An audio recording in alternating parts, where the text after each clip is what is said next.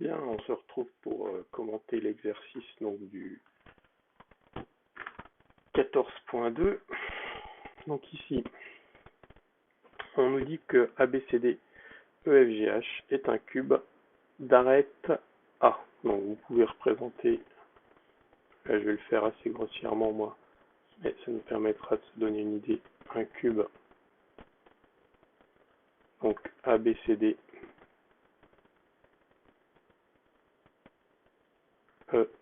EFGH, donc d'arête de longueur A. A en bas à gauche, B en bas à droite, E au-dessus de A. J'avais pas lu, ça tombe bien, j'ai fait ce qu'il fallait. Alors, prouvez que ici, le produit scalaire HBED est égal au produit scalaire HBEG est égal à 0. Donc, on va déjà représenter les vecteurs qui sont évoqués ici. Donc, HB, c'est le vecteur qui vient de là jusqu'à là.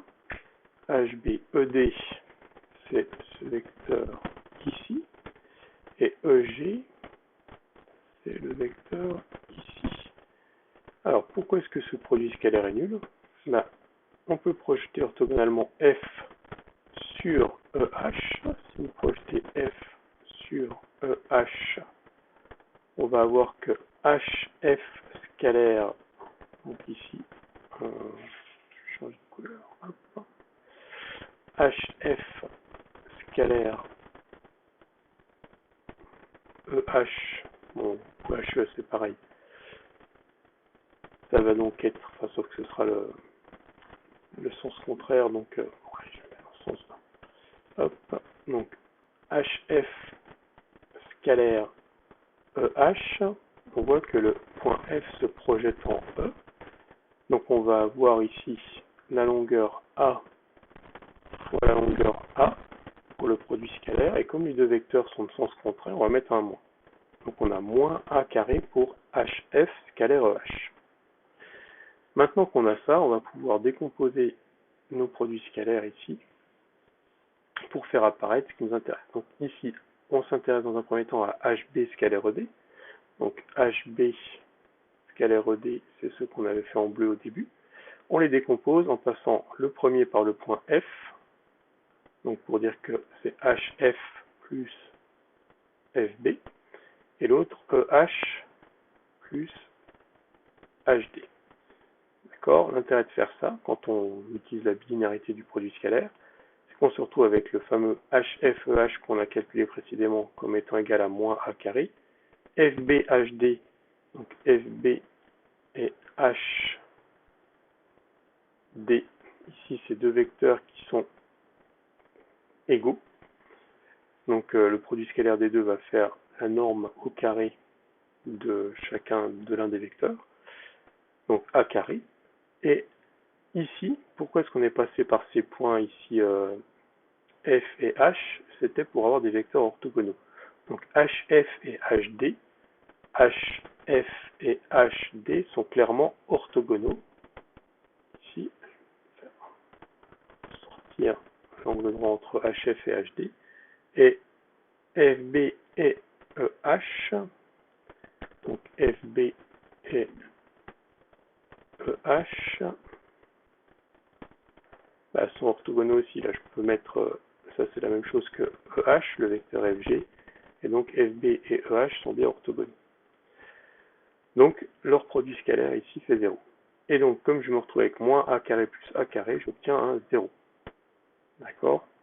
Donc, j'ai bien prouvé que HB scalaire ED est égal à 0. Pourquoi est-ce que HBEG est égal aussi à 0? Bah, je fais en passant par F, HF plus FB scalaire EG. J'ai HF scalaire EG plus FB scalaire EG.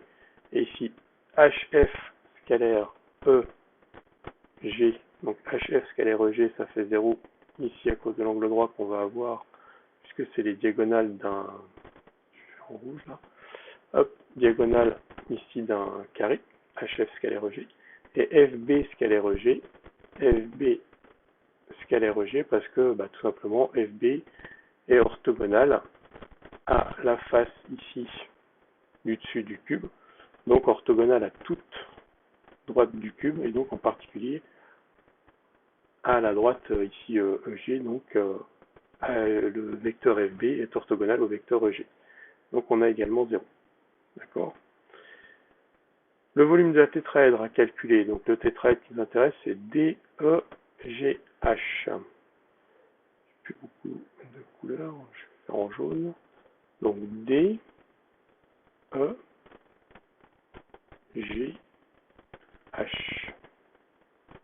Voilà. Donc ce tétraèdre ici, DEGH. Pour le calculer, je vous rappelle que le volume d'un tétraèdre, c'est base fois hauteur divisé par 3. Ici, HD va être la hauteur relative à la face EHG. Et on a déjà tout calculé puisque la hauteur HD, c'est A, ici. Et pour avoir ici, enfin on fait les calculs immédiatement, hein. Là on a A de côté, c'est un triangle rectangle. Donc dans un triangle rectangle, l'aire du triangle, c'est le produit des deux côtés de l'angle droit divisé par 2. Donc ici, A carré sur 2 fois A sur 3. On trouve donc le volume du tétraèdre comme étant A cube sur 6. Pour calculer l'aire de DEG maintenant, donc D, changer de couleur, DEG, donc DEG, voilà le triangle qui m'intéresse ici. Pour calculer l'aire du triangle DEG, je vais utiliser dans un premier temps le théorème de Pythagore dans les triangles qui vont permettre de le faire ici, pour justifier que les côtés DE, EG et DG font tous A racine de 2, puisque ici à chaque fois que vous êtes dans un triangle rectangle de côté A, avec le théorème de Pythagore, vous pouvez démontrer sans trop de difficulté que l'hypoténuse fait A racine de 2. Donc on a A racine de 2 pour ces côtés-là, et après, à nouveau avec le théorème de Pythagore, on va déterminer la hauteur de H relative au côté, par exemple ici EG. Donc si je prends le côté EG, la hauteur relative au côté EG dans mon triangle, c'est ça là. Donc là, si je fais dans le triangle ici qui m'intéressait, donc on a dit dans le triangle DEG, je fais la hauteur ici. Là, j'ai que des A racine de 2 pour les côtés. Donc là, j'ai par exemple A racine de 2 sur 2 pour ce côté-là. Là, j'ai A racine de 2 sur, tout court. Donc là, pour déterminer cette longueur-là, j'obtiens que c'est, en utilisant le théorème de Pythagore, que A racine de 2 au carré, ici l'hypoténuse, est égal à, je l'appelle H, c'est point d'interrogation, au carré, plus A racine de 2 sur 2 ici au carré. Donc j'ai cette équation-là d'inconnu H, qui me permet, en la résolvant, de trouver, étant donné qu'H c'est une longueur, que H c'est A racine de 6 sur 2.